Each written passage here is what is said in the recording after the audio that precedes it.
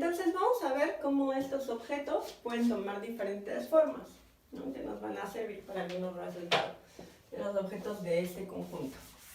Entonces les voy a dar una serie de definiciones para referirnos a las matrices, a ciertas formas de matrices, ciertos tipos de matrices, para los cuales se van a valer ciertas propiedades, ¿no? Las matrices, un tipo de matriz que es muy importante son las matrices cuadradas. Vamos a ver por qué. En particular, una de las cosas que las hace relevantes, que las hace prominentes con respecto a otro tipo de matrices, es que los determinantes, el determinante de una matriz solamente tiene sentido para una matriz cuadrada. Los determinantes siempre van a ser de n por n.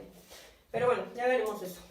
Entonces vamos a poner unas definiciones, una serie de definiciones de tipos de matrices, ¿no? Distintos tipos de matrices que podemos encontrar.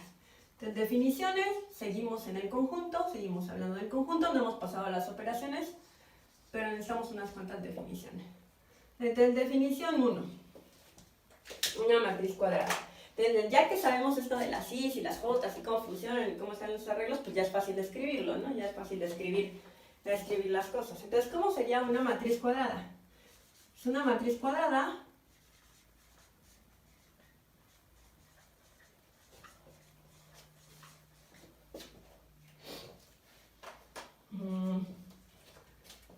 vamos a ponerle A y J. Es una matriz de la forma A y J, tal que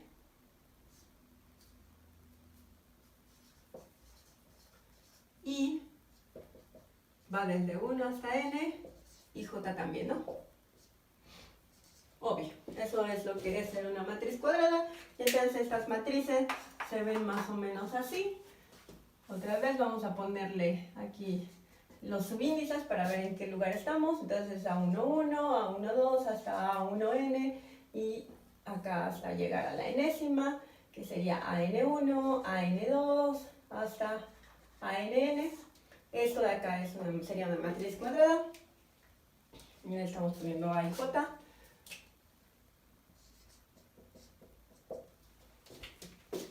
Ok, entonces ya tenemos lo que es una matriz cuadrada. Una matriz cuadrada es un arreglo donde tenemos el mismo número de columnas que de renglones. Segunda definición, ya que vimos cuál es una matriz cuadrada. Una matriz diagonal. Una matriz diagonal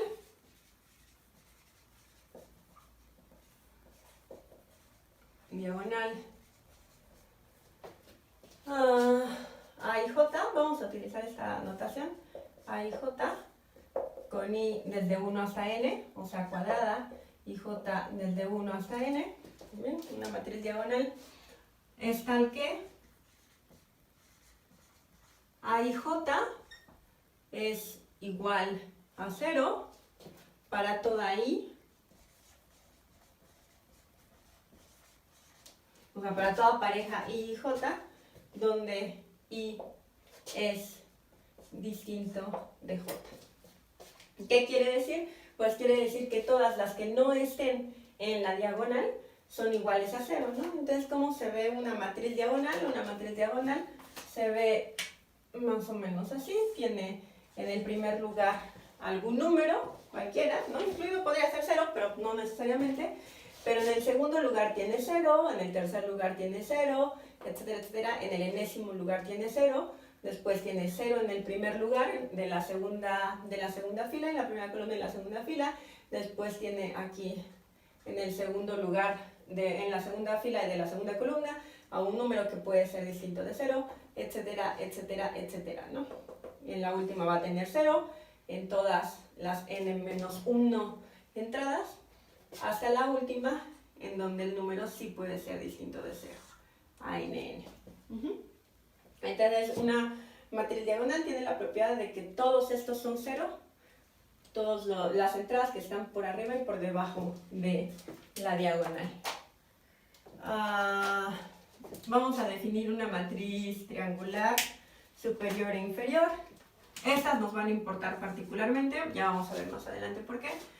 Pero entonces tenemos que una matriz triangular superior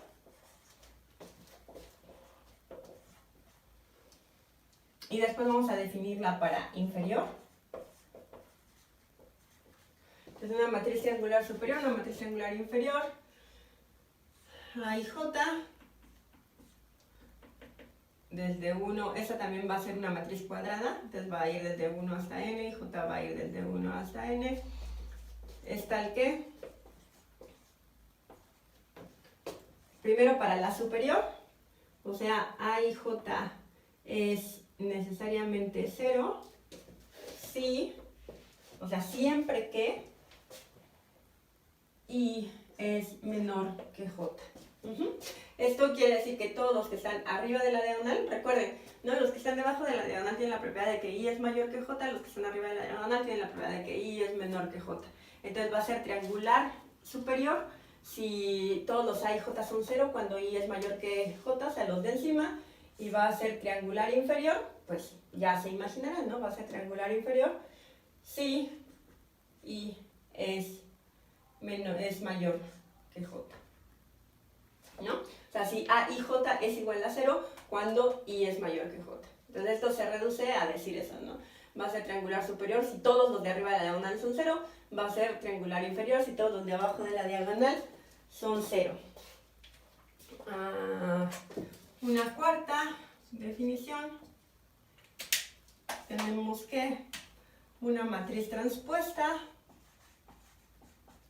o la transpuesta de una matriz, vamos a ponerlo mejor así, la transpuesta de una matriz, la transpuesta de una matriz, y esta sí no tiene que ser cuadrada, o sea, de una matriz cualquiera A y J, es la matriz, vamos a ponerle de M por N,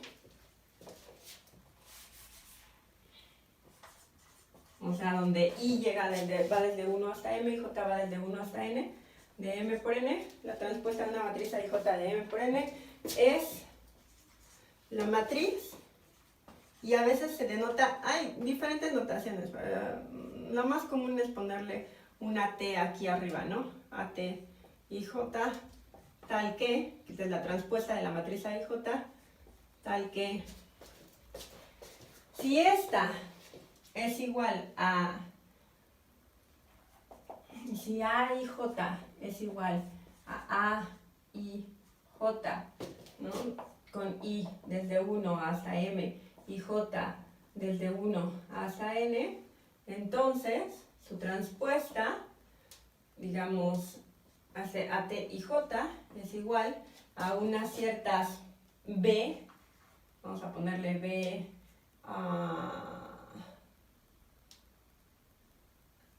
K, ¿qué otro número y qué otra letra no he usado? KL, BKL,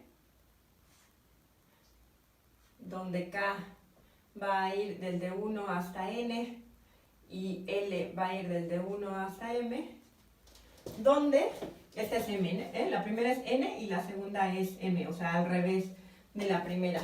Y ahorita se ve en la definición, ¿no? ¿Por qué? Porque cada uno de estos, de los B, K, L, es igual a la entrada a J, I. Quizás esta no es la mejor manera de poner la notación, pero el punto, lo que quiere decir esto de AJI, ¿no? de voltear los subíndices, es que la transpuesta de una matriz va a ser la matriz que tiene como renglones a las columnas de la matriz original y como columnas a los renglones. Entonces, por ejemplo, de hecho se me hace que es un poquito más... Sí, así está bien. Está bien. Un poco más claro ponerlo, vamos a escribirlo aquí para que se vea.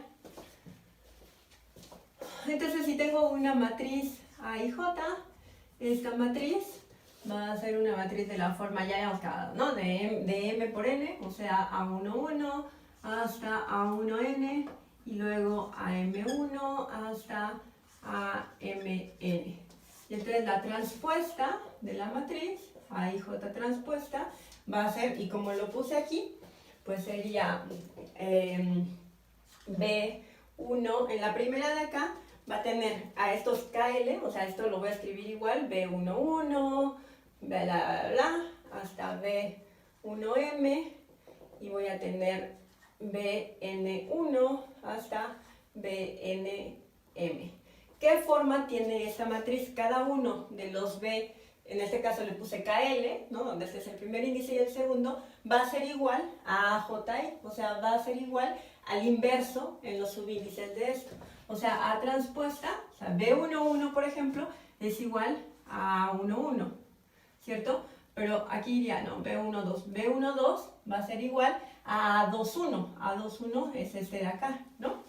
Y ese es el resultado de invertirlo. Entonces, este va a ser A21, A31, etcétera, etcétera, hasta llegar a cuál, bueno, tengo hasta este de acá, que es M1, o sea, a M1. Y este va a ser el enésimo lugar de la matriz transpuesta, etcétera, etcétera, etcétera. Este, fíjense que no es sino la columna de A y J, la primera columna de A y J, hasta la última fila de la transpuesta, que va a ser la última columna de A y J. Esto es A1N, A2N, etcétera, etcétera, hasta AMN. ¿Ok? Entonces, esta es la definición y la manera de, digamos, de trasladarlo a palabras más fáciles de recordar, a palabras más claras, es que la matriz transpuesta es la matriz tal que las columnas de esa matriz son los renglones de la matriz original. Entonces, la matriz transpuesta de A es la que tiene por columnas a sus renglones y por renglones a sus columnas. Muy bien. Bueno, entonces ya tenemos estas definiciones. Ya sabemos cómo es una matriz cuadrada, una matriz diagonal, una matriz triangular superior e inferior, ¿no? Recuerden, triangular superior es todos los de arriba de la diagonal son 0, triangular inferior es todos los de abajo de la diagonal son 0, y la transpuesta, que es la que tiene como columnas a los renglones. Muy bien. Bueno, ¿y ahora qué? Ya tenemos el conjunto y lo que hemos estado haciendo usualmente después de dar un cierto conjunto es dar unas operaciones, ¿no? ¿Se acuerdan cuando vimos las estructuras algebraicas? Eso era lo que decía, y esa es la analogía del juego de mesa, en el cual el conjunto son las fichas y luego las operaciones son los movimientos y después están los axiomas. Pero las matrices tienen algo de diferente al asunto de las estructuras numéricas, por ejemplo. Y lo que tienen de diferente es que propiamente no son objetos, o sea, propiamente lo que constituye una matriz no es, digamos, una cosa como un número o incluso una función. Lo que constituye una matriz es el arreglo, es la manera en la que están acomodadas las cosas que vienen de otro lado. Entonces, lo que vamos a obtener al final es un poco distinto. ¿Qué es lo que tenemos? En lugar de tener una sola estructura, lo que tenemos es una clase de estructuras, ¿no? Una clase de estructuras que va a depender de qué. Bueno, primero, de dónde vienen las entradas, porque como les decía, las matrices pueden tener sus componentes en los enteros, en los racionales, en los reales, en los complejos, y a partir de eso, la matriz misma va a tener, las matrices entre sí van a tener otras propiedades. Entonces, bueno, hay algo que es lo más común, la estructura más común, que es el anillo de las matrices. Las matrices forman un anillo, entonces ya saben, ¿no? Para eso hay que dar dos operaciones, pero nosotros no nos vamos a meter tanto en el asunto estructural de las matrices, porque lo que nos interesa es utilizarlas como herramienta para resolver otros problemas, para darnos información sobre los espacios vectoriales y para resolver ecuaciones, sistemas de ecuaciones generales. Entonces, de todas maneras, como sí son una estructura algebraica, sí forman eso, tienen los componentes, pues tienen operaciones y esas operaciones van a importar. Entonces, ya que tenemos al conjunto, de nuevo, no nos vamos a ir muy lejos con esto, pero lo van a ver en álgebra lineal. Pero sí nos interesa ver de qué forma podemos mover a esos conjuntos, ¿no? Entonces, vamos a ver cuáles son las operaciones. Entonces, lo primero que tenemos es, como de costumbre, pues una operación suma, ¿no? Entonces seguimos con las definiciones, llevamos 4, vamos a la definición 5 de esta parte y vamos a definir una suma. Entonces, ¿cómo definimos la suma? Necesitamos dos matrices. O sea, esta es una de las razones por las cuales les digo que no queda tan especificado el conjunto y la estructura, porque eso puede variar. Por ejemplo, acuérdense que una de las propiedades que tenía cuando hablamos de grupos o de campos o de anillo, una de las cosas que tenía era ser cerrada, ¿no? Siempre tomábamos dos elementos del grupo, por ejemplo, los sumamos con la suma de grupo y lo que obtenemos es otro elemento del mismo tipo. Pero aquí no podemos sumar cualesquiera dos matrices, solamente podemos sumar matrices que sean del mismo tamaño. Y acuérdense que ser del mismo tamaño incluye las filas y las columnas, ¿no? Entonces eso ya como que pone una cierta restricción. Entonces vamos a definirla. Para definirla tengo que tener dos matrices, sean A y J. Déjenme ponerles la notación explícita por si lo necesitamos ahorita para la definición, que creo que sí, desde I a D1, que sea una matriz de M por N. Entonces I va a ir de 1 hasta M, J va a ir desde 1 hasta N, entonces sean A y J. Todavía lo voy a escribir porque luego uno se les pierde cuál va primero y sobre todo cuando tenemos problemas de dislexia, como yo, se le puede confundir entre los renglones y las columnas. Entonces, aunque vamos a ver más adelante que no importa, o sea que si eso pasa realmente no importa, pero ya veremos por qué. Entonces, sea esta una matriz de M por N, o sea de M renglones por N columnas, y B y J, que lo vamos a denotar por unas ciertas entradas, unos ciertos números, así B y J, donde I va desde 1 hasta M y J va desde 1 hasta M, también una matriz de M por N.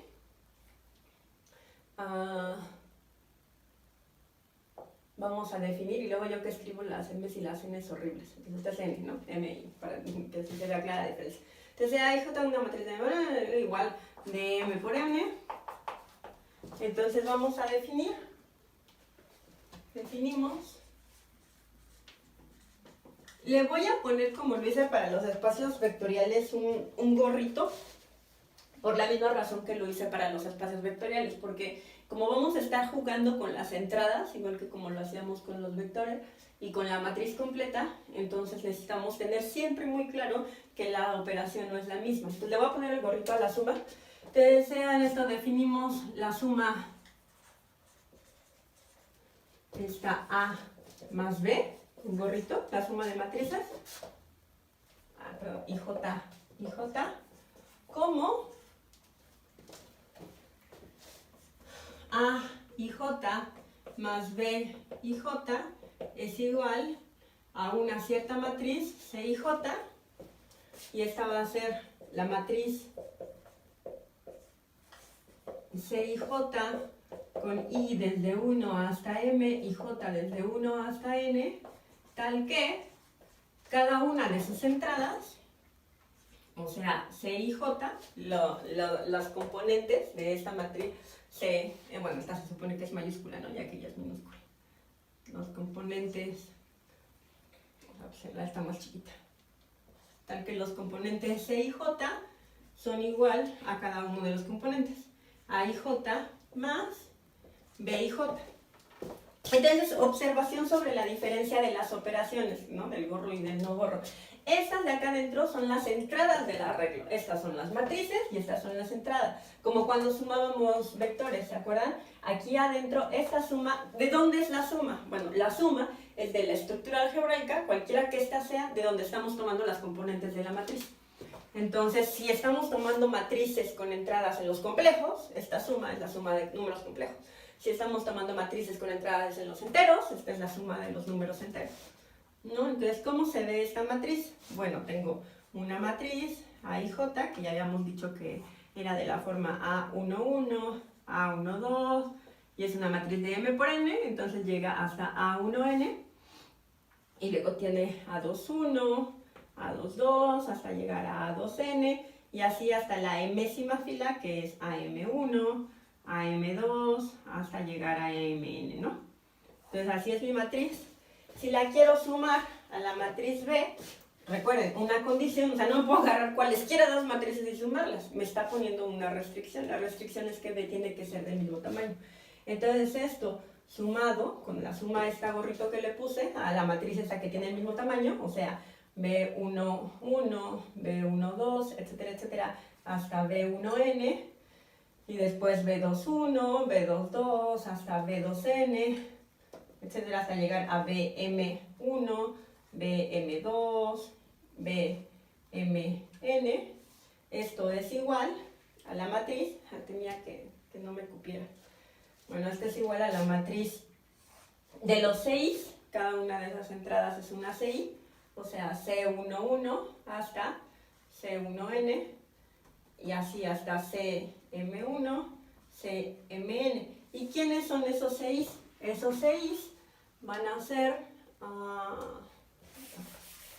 estos 6 de acá, van a ser igual a, bueno, según como definimos la suma, en la primera entrada, A11 más, con esto la suma de la estructura donde me estoy tomando las entradas, ¿no?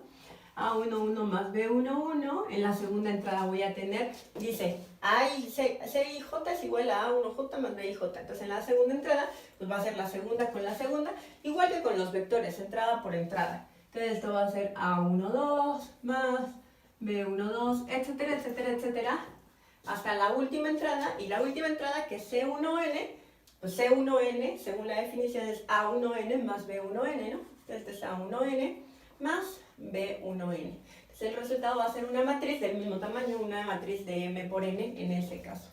Y así, ¿no? En la enésima tendría AM1 más BM1, etcétera, etcétera, etcétera, hasta AMN más BMN, que es CMN, ¿no? Según esa definición.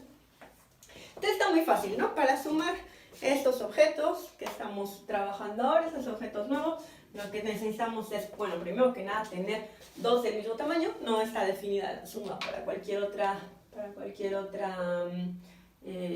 para dos matrices de distintos tamaños, tienen que ser del mismo tamaño, y obviamente en la misma, con componentes en la misma estructura, para que esté bien definida la suma aquí adentro. Y se va a hacer entrada por entrada. Muy bien. Entonces, bueno, ahora viene la interesante. Entonces, esta es la suma, es la fácil, la interesante es la multiplicación. Entonces, vamos a ver cómo es la multiplicación. De nuevo, nosotros no nos vamos a clavar en la estructura de las matrices, o sea, en las matrices como tales formando una estructura, pero sí lo van a hacer en álgebra lineal. Y en álgebra lineal van a ver que estas operaciones de las matrices tienen mucho que ver con las operaciones vectoriales, o sea que realmente no es otra cosa sino una extensión de las operaciones vectoriales. Entonces, pero como nosotros no hicimos eso, o sea, no llegamos tampoco tan lejos con las operaciones vectoriales, vamos a tener que hacer la descripción completa. Entonces, definición 6, multiplicación. Entonces vamos a definir la multiplicación de matrices, ¿no? Esta es otra de nuestras operaciones estructurales. De hecho, déjenme ponerle aquí entre paréntesis estructurales. ¿Por qué le voy a poner estructurales? Porque vamos a ver otras operaciones a las que les vamos a llamar elementales, que tienen que ver con las matrices. Pero ahorita vemos cuál es la diferencia. Entonces vamos a definir la multiplicación. Y esta tiene un poquito más de gracia. Entonces vamos a tomarnos dos matrices. Entonces sea A y J, y vamos a ponerla así, ¿no? Otra vez explícitamente, ahorita que estamos empezando, siempre es bueno escribirlo todo. Cuando escribimos todo, pues hay más claridad, ¿no? Entonces, recuerden que la I va desde 1 hasta M, la J la estamos tomando desde 1 hasta N, entonces esta es una matriz de M renglones por N columnas, y B, bueno, vamos a tomar esa matriz y la vamos a multiplicar por esta otra matriz. Entonces vamos a tomar una matriz B, que le voy a poner BJK,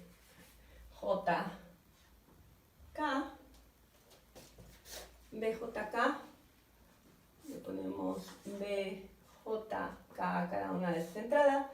J va a ir desde, pues J es un número que corre desde 1 hasta n, ¿no? Entonces va a correr desde 1 hasta n, y K va a correr desde 1 hasta algún número, digamos, R. Entonces B es una matriz de n renglones, ¿no? Acuérdense que J nos da el número de renglones, en este caso porque está el índice en el primer lugar, ¿no? Acá I nos da el número de renglones porque está en el primer lugar y J el de columnas porque está en el segundo.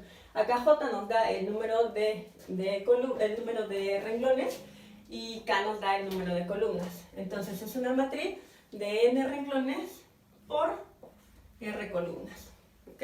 Entonces es una matriz de n por r. Entonces definimos el producto, definimos A y J por, y le ponemos el gorrito para ver que no, va a quedar muy claro que no es el mismo producto que el de las entradas dentro del campo o del anillo. Definimos A y J por BJK como la matriz C y K, que va a tener sus entradas y K tales que I va a ir desde 1, I va de 1 a M, y K va de 1 a R, tal que, bueno, vamos a ponerle el tamaño. Entonces, ¿de cuánto es esta matriz? Porque como estoy poniendo los subíndices, no, todavía no lo defino, ahorita lo defino y ven por qué queda así, ¿no? Entonces, como la matriz C y K de MN, o sea, de M por R, tal que cada uno de estos C y K va a ser igual, C y K es igual a la suma con J corriendo desde 1 hasta ¿dónde? Pues las J corren hasta N, ¿no? Hasta N de la multiplicación, y esta sí va a ser la multiplicación dentro de la estructura algebraica, o sea, dentro del campo del anillo, de cada una de estas entradas por cada una de estas entradas, pero de la siguiente manera. Va a ser la suma de el producto de A y J multiplicado por B, J, K, ¿no? Cada uno de estos multiplicados por cada uno de estos coincidiendo en J con el producto de aquí adentro, sí, el producto del campo. O sea, esto es realmente el producto adentro del campo, del anillo o de cualquiera que sea la estructura donde nos estamos tomando a las entradas de la matriz. ¿Ok? Entonces, esta matriz está formada así. Sus entradas C y JK van a ser cada una de ellas la suma del producto de las A y J por las BJK. Entonces, se oye súper rebuscado. Vamos a escribirlo para que quede un poco más claro, ¿no? Para ver cómo luciría esto. Entonces, ¿cómo las multiplico? ¿Qué es multiplicarlo? Bueno, primero vamos a tomarlos. Fíjense que aquí, para poder multiplicar, recuerdan, para poder sumar, las matrices tenían que tener el mismo tamaño. Pues para poder multiplicar, las matrices tienen que tener la propiedad de que el número de columnas de la primera matriz coincida con el número de renglones de la segunda matriz. Y eso es muy importante porque fíjense que si M es distinto a N, ¿no? Y N es distinto a R, entonces no hay manera de invertirlas. ¿Qué quiere decir? Quiere decir que este producto no es conmutativo. O sea, yo necesito que la matriz que multiplico, la primera, el primer factor, tenga su número de columnas igual al número de renglones de la segunda. Pero si el número de columnas de la segunda no coincide con el número de renglones de la primera, entonces esto no lo podría multiplicar al revés, ¿no? Entonces este es un ejemplo, esto es de hecho el ejemplo, digamos, más común de anillo no conmutativo. O sea, es un caso en el cual no es lo mismo multiplicar A y J por BJK que multiplicar BJ por A y JK, ¿no? En el otro orden, porque entonces no está definido. Vamos a ver cómo se ve para que no quede así todo en abstracto. Entonces nuestra A y J era de la forma A11, etcétera, etcétera. No sé qué tanto escribir porque no me va a caber tanto tampoco. Entonces hasta llegar a A1N Y después de estos tenemos M, entonces esto va a ser A21, A22, hasta A2N, y así tenemos M, entonces AM1, AM2, AMN, ¿no? Esta es A, y entonces la quiero multiplicar con el producto que acabamos de definir por B. Ahora, ¿cómo es B? B va a llegar en sus filas a N filas. O sea, B tiene N filas y R columnas. O sea, esto es B11, B12, etcétera, etcétera. ¿Hasta dónde? Bueno, me está diciendo que tiene R columnas, o sea, hasta 1R. La segunda sería B21, B22, hasta B2R, etcétera, etcétera, etcétera. Llegando hasta la enésima fila, que sería BN1, BN2, etcétera, etcétera, BNR. Ahí están mis dos matrices, ¿no? Esta matriz es de M por N, esta matriz es de N por R. Entonces, esto de acá sería igual a ¿quién? A esta matriz C, que le estamos llamando, déjenme poner a las C primero, y luego las pongo desarrolladas en estos términos. Entonces esto sería igual a C11, ¿hasta dónde llega la C? Bueno, tengo M renglones y R columnas, ¿no? Entonces, porque va desde 1 hasta M y K va desde 1 hasta R. Entonces, vamos a tener el número de columnas C11, C12, etcétera, etcétera, hasta C1R, y en el número de renglones tenemos M, o sea, C21, C22, hasta C2R, y esto llega hasta CM1, CM2, CMR. Este es el tamaño de la matriz, ¿no? CMR, de M por R. Entonces, fíjense, intuitivamente, ahorita desarrollo esto, pero intuitivamente, fíjense en esto. Por ejemplo, esta última, que es CMR, ¿a quién tenemos como AMN? Pues a este último, ¿no? Pero este AMN, fíjense que aquí la J coincide de las AIJ y las BJK. Entonces, este AMN tendría que corresponder a este BNR. Estos dos van a multiplicarse y a darme uno de los términos de la suma que determina el M en renglón y R en columna, término de la matriz C. Vamos a ver cómo, ya para terminar, a escribir la matriz desarrollada, a ver cómo se ve. Y la siguiente clase pasamos a las otras operaciones. Ay, no debía haber borrado ahí. Bueno, déjenlo, vuelvo a escribir. Entonces, esta matriz C tiene la siguiente forma. Es una matriz CJK, le pusimos CJK, donde las entradas son de la forma CJK, y J corre desde 1 hasta N, K corre desde 1 hasta M, no, ¿verdad? K corre desde 1 hasta R,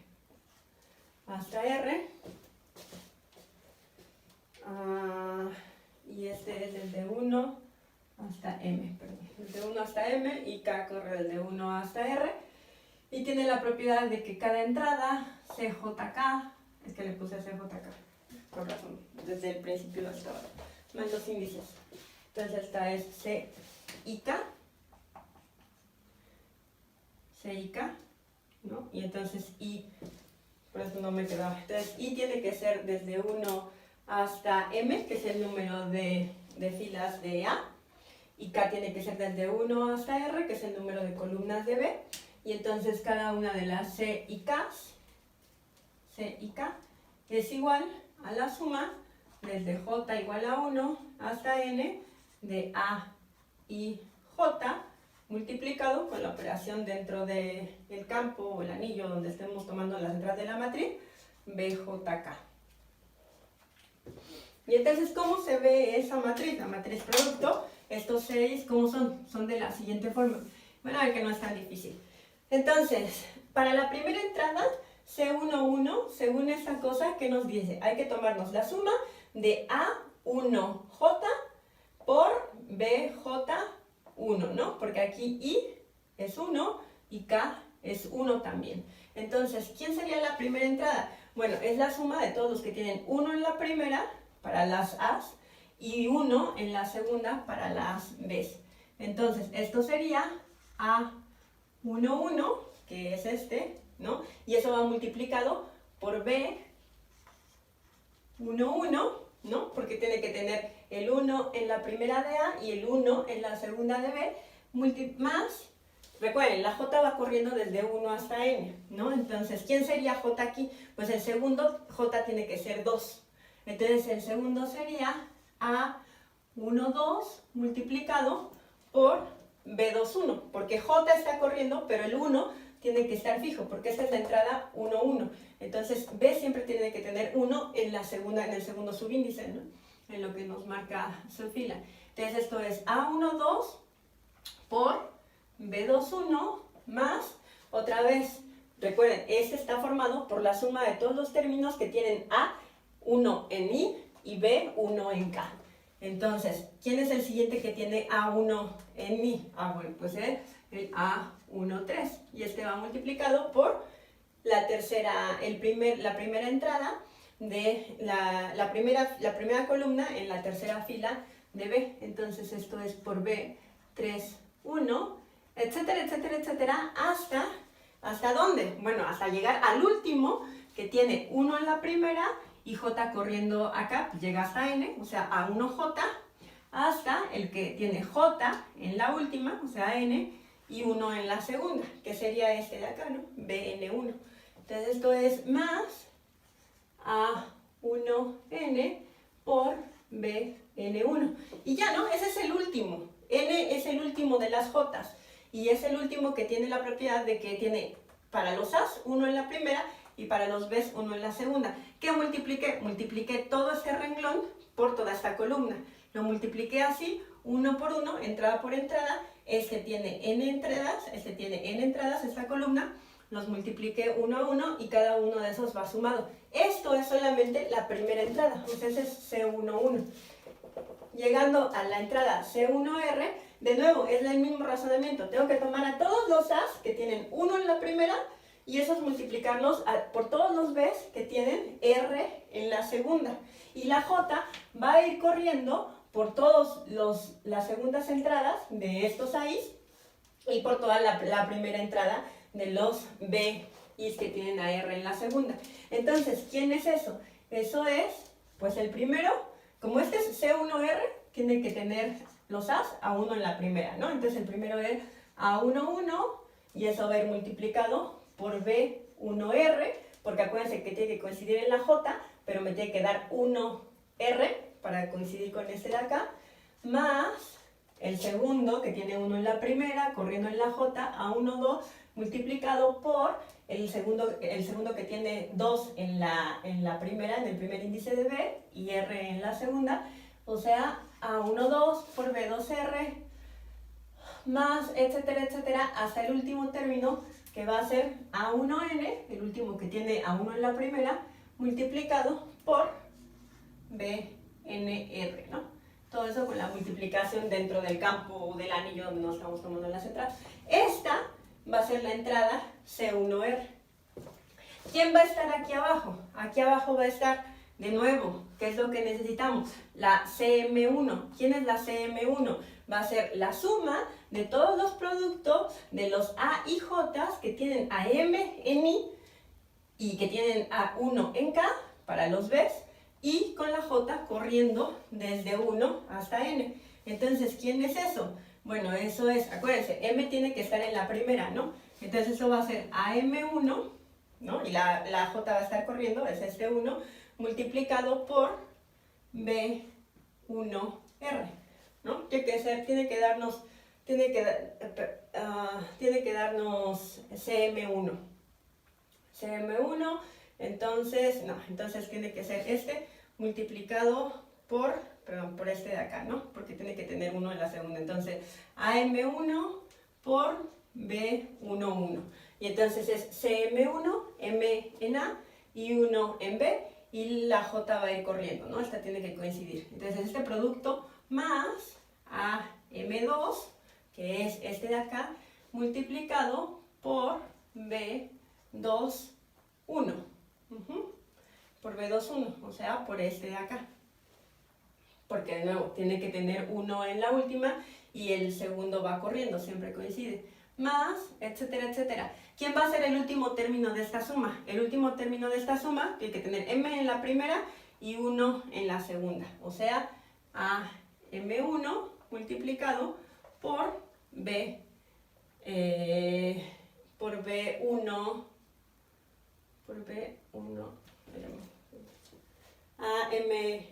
AMN, ¿no? Este va a ser el último, que tiene M en la primera y tiene que tener B1 en la segunda, o sea, este es este de acá, AMN, multiplicado por BN1, ¿no? De nuevo, ¿cuál es el razonamiento? El primero tiene que coincidir con el primero de C y el segundo de B tiene que coincidir con el segundo de C, ¿no? Entonces este es AM1, B1 y la J va corriendo. Entonces aquí en el primer término hay 1, en el segundo término está el 2 y en el enésimo término está N, porque la J corre desde 1 hasta N. ¿Quién sería la última entrada? ¿Quién sería este CMR? Este CMR tiene que ser los A's que tengan M en la primera multiplicados por los B's que tienen R en la segunda. O sea, este renglón por esta fila. Eso es AM1 por B1R más AM2 por B2R más, etcétera, etcétera, hasta AMN por BNR. ¿No? Y cumple con esta propiedad de que fíjense que está M en la primera en las A's, R en la segunda en las B's.